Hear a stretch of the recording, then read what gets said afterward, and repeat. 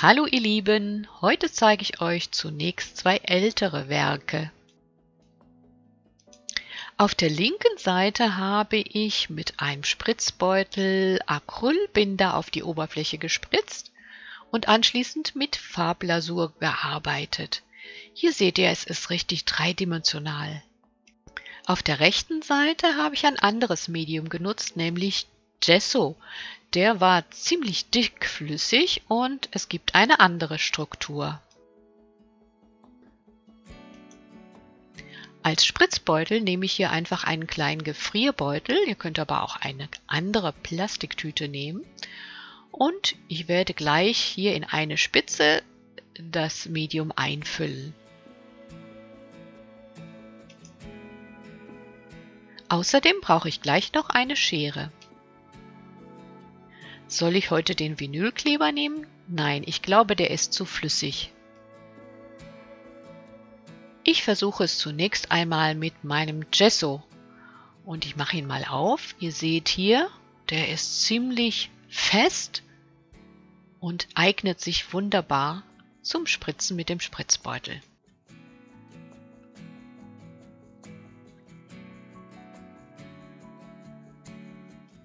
Dieses kleine Bambustablett habe ich mal im Euroshop bekommen und hatte es farblich gestaltet, gefällt mir nicht mehr. Ich werde es heute einfach mit der Technik überarbeiten.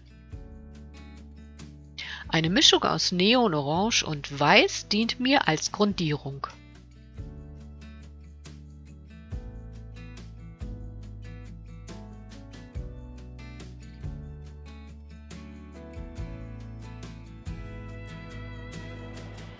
Nach dem Trocknen habe ich dann noch mal ein zweites Mal darüber gemalt mit einem etwas helleren Rosa. Und wenn das alles trocken ist, kann es dann auch weitergehen.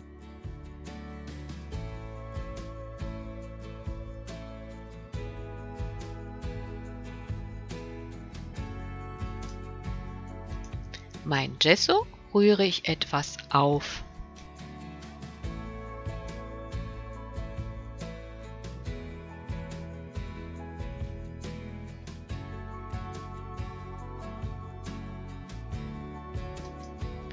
Ich falte nun die Tüte so zusammen, dass ich das Gesso bequem in eine Spitze füllen kann.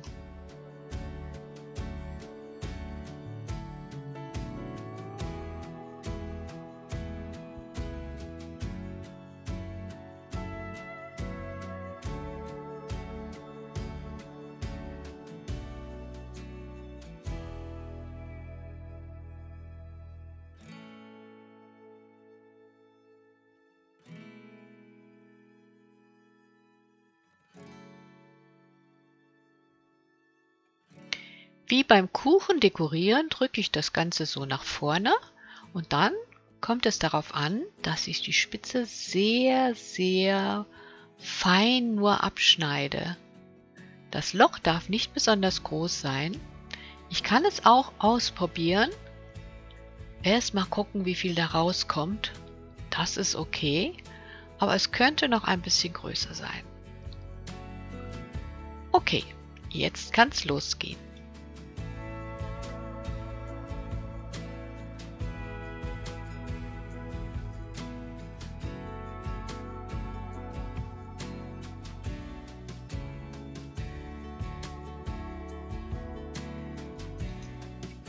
Ihr seht hier, die Kreise sind nicht glatt, sondern so wellig und das liegt wirklich daran, dass diese abgeschnittene Spitze nicht schön sauber abgeschnitten ist und es liegt auch ein bisschen an dem Druck, den ich beim Spritzen auf die Tülle ausübe.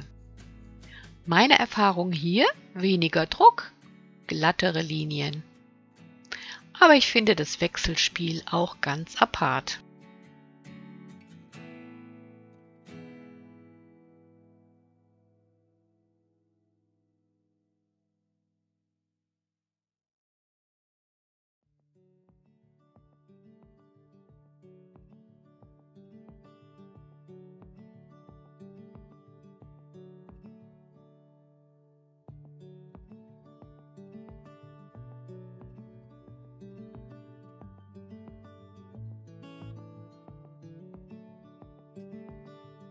Ihr könnt natürlich auch andere Muster machen, Linien, Wellen, alles was euch einfällt und selbst sich überlagernde Strukturen.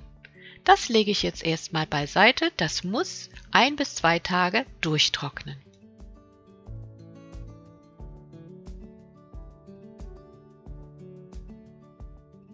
In der Zwischenzeit habe ich hier noch ein zweites Tablett, habe ich mal weiß grundiert und das möchte ich auch noch mit dieser Technik gestalten. Diesmal nehme ich allerdings ein anderes Medium. Ich habe mich für einen sehr cremigen, glänzenden Acrylbinder entschieden und diesen färbe ich jetzt auch mit dem Neon Orange an.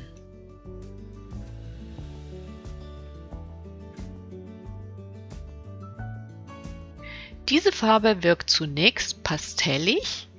Das liegt an dem jetzt noch weiß erscheinenden Binder. Nach dem Trocknen ist der Binder klar und die Pastellfarbe verwandelt sich in eine reine Neonfarbe.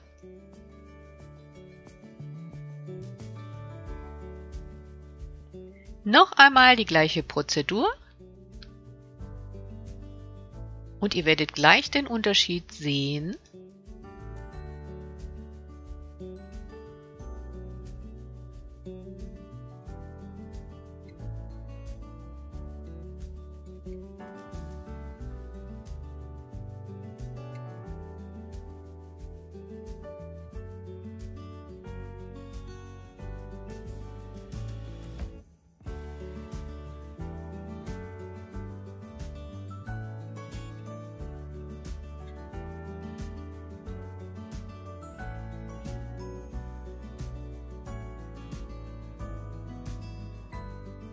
Das Gemisch ist viel flüssiger und läuft ein wenig auseinander. Das macht wieder einen ganz besonderen Eindruck.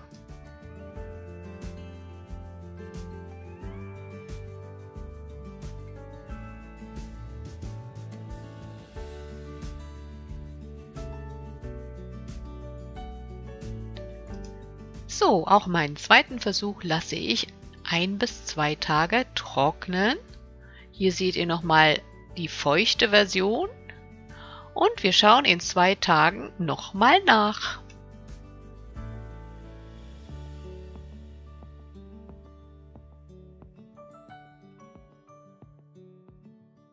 Simsalabim, alles trocken und ihr seht vor allen Dingen bei der linken Seite, da ist die Leuchtfarbe jetzt tatsächlich schön leuchtend und nicht mehr pastellig. Das Glänzen hat sich gehalten, das war ja glänzender Binder. Und hier, da sieht man so gut wie keine Veränderung, ein bisschen Volumenverlust durchs Trocknen. Diese beiden könnte man schon so lassen, finde ich ganz apart, und eine Serie draus machen. Ich wollte aber, wie schon am Anfang gesagt, etwas Lavierung und Farbe hineinbringen. Ich habe hier eine Mischung und zwar nehme ich Preußisch Blau und auch etwas von dem Neon Orange und trage es relativ dünn und wässrig auf.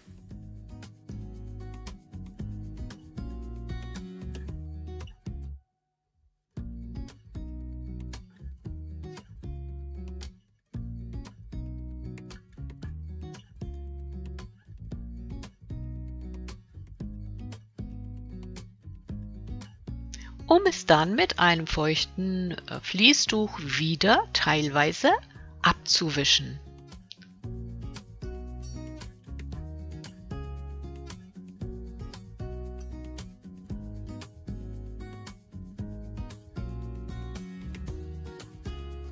Erstmal kurz antrocknen. Dann kann ich mit dem feuchten Tuch ganz gezielt an einigen Stellen noch mehr Farbe herauswischen.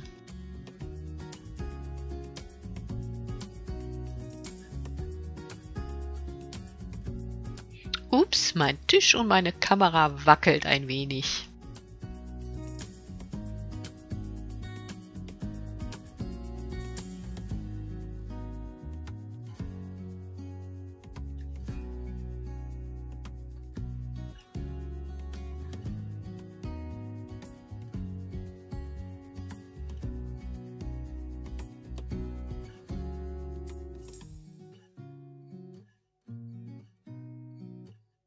Ein neuer Impuls. Ich nehme etwas von dem Neon Orange auf mein Tuch und wische es in einige Felder hinein.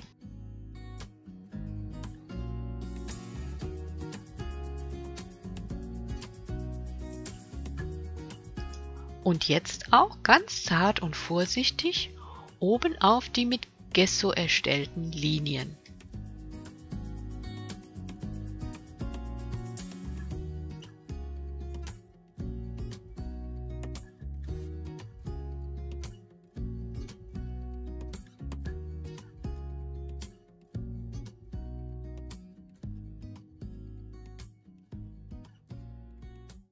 Ich könnte mir auch gut vorstellen, das Ganze mit Goldfarbe oder Metallicfarben zu machen. Durch die Struktur bestimmt besonders interessant.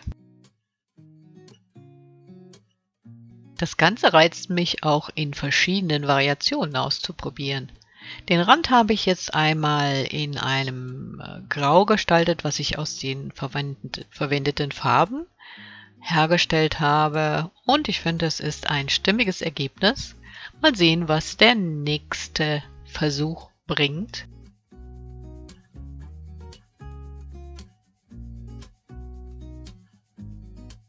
Auch bei dieser Variante werde ich die gleiche Lavierung verwenden.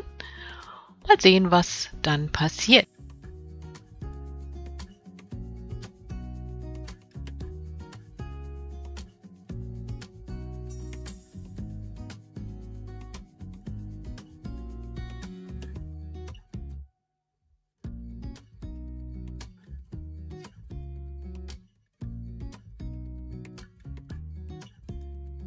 Nur kurz antrocknen, dann wische ich mit meinem Fließtuch über die Strukturen.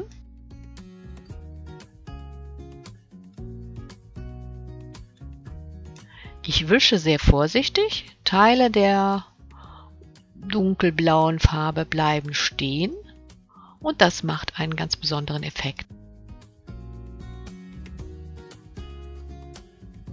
Sieht aus wie eine gealterte Oberfläche.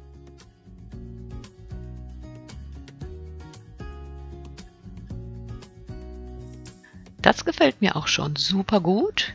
Ich trockne es. Mal sehen, vielleicht geht es bei mir noch weiter. Lege die beiden nebeneinander und schaue, ob sie als Beginn einer Serie funktionieren. Ich entscheide mich, das rechte noch etwas zu verändern. Die wässrige hellblaue Farbe lege ich zunächst über die ganze Oberfläche.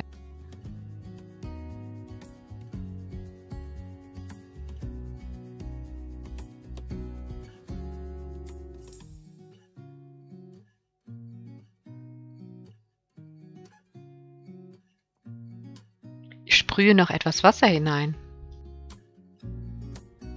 Mit einem Küchenpapier tupfe ich in die Oberfläche. Das Rot kommt wieder zum Vorschein.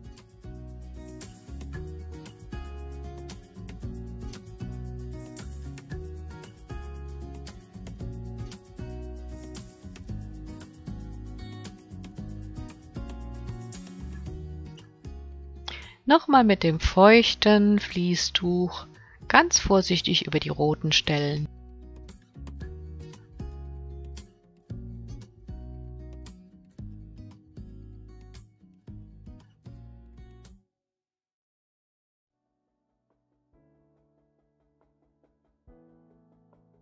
Gut trocknen.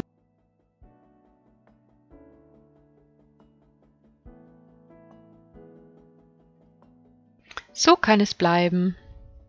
Auch hier habe ich den Rand mit einer Farbe aus den Grundfarben getönt.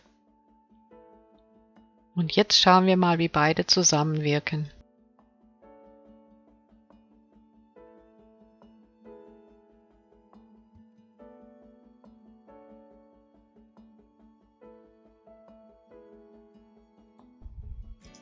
Für mich ist das besser.